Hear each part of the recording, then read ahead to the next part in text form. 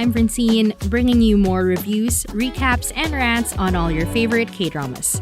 This is Drama Buds, an anime podcast.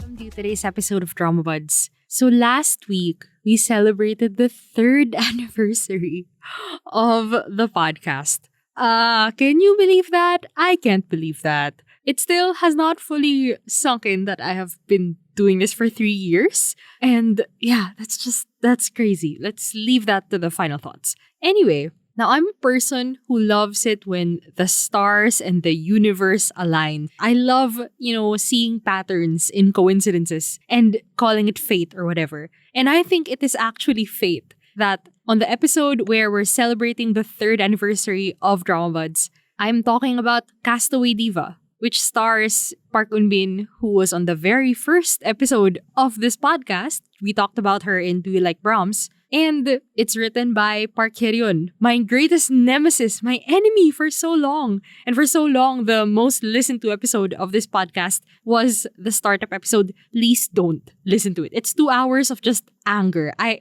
have never listened to it since we posted it, I think. And I will say now that I don't know what she said, what 2020 me said, and I don't know if I can stand by her opinion, so listen to me today. I will speak for myself only today. And the funny thing is, this was supposed to be scheduled next week until I found out that Castaway Diva only has 12 episodes. So the stars aligned for this to be the halfway point of Castaway Diva. It's the perfect time to talk about what's up so far, how do I like it, the good, the bad, and the verdict. So basic details. Castaway Diva is, yes, written by Park Hye-ryun, which if you didn't know why I have such a love-hate relationship with her, she's the writer of Startup, While You Were Sleeping, Pinocchio, I Hear Your Voice, Dream High. I have watched all of those. She is probably my most watched writer. And it has the same PD as Startup, While You Were Sleeping, and Big Mouth. And it stars Park Eun-bin, who I watched first in Do You Like Brahms? She's in Hot Stove League, Extraordinary Attorney Woo. It also stars Kim Yo-jin, who I don't think I've seen anywhere. It stars Choi Jong-yup, who I first saw in Hot Stove League as well, and also Love I'll Play. And Cha Hak-yeon, who I watched in Mine. So Castaway Diva is about a girl from a seaside village who wanted to go to Seoul to become a singer like her idol, but she got swept away to a deserted island. And after 15 years, they found her and she decides to, help her idol make a comeback because she became a washed-up singer after 15 years as well.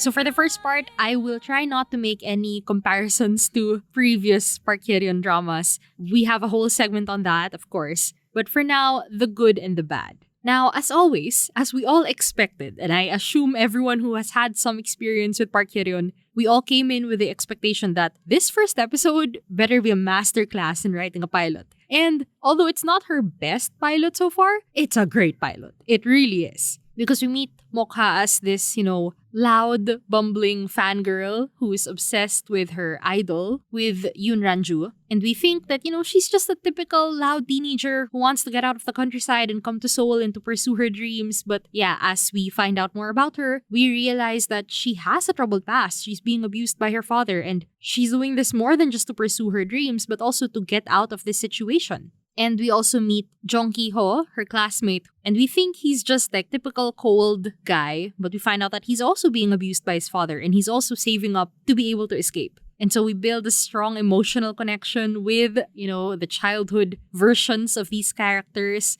fighting to make their way out of their village and their abusive fathers. And he helps her pursue her dream and almost gets her to Seoul. And then they get caught and Mokha is swept away to an island and then, we get a time skip and she's Park Eun-bin now. She's been living there for 15 years, scavenging to survive. And then she's found by, 2 guys. And given that this is a K-drama, we know one of them is Ki-ho. And even from episode 2, I already knew who Ki-ho would be. But yeah, that's how we are introduced to everything. Mokha has missed 15 years of her life. Like, yes, she's 31, but her behavior still feels like a 16-year-old because, how else could she have modeled behavior of someone who became an adult and matured? And all she knows is She left Kiho on that island. She has no idea where he is and if he survived being with his father. And 2, she still loves Ranjun, still wants to support her. And that pretty much guides her entire journey all throughout. Now, I know musicals are